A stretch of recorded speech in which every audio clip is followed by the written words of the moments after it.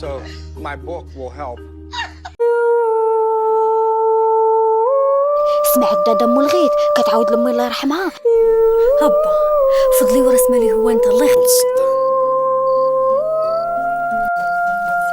نفك صحاباتي هما الاولين. عيطت لك على العوينتي باش توصليني عند سيدي تحت الليل وتحققي لي حلمتي.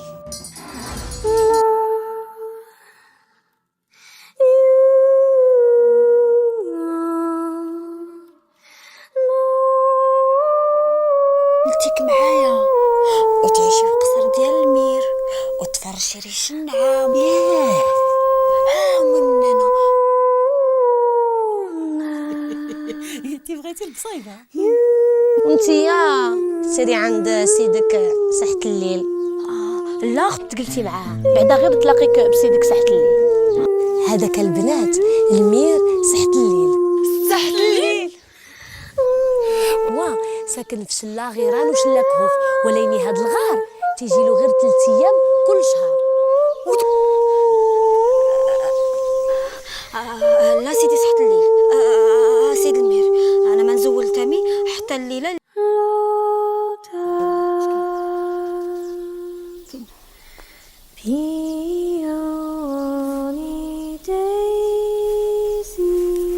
ورطال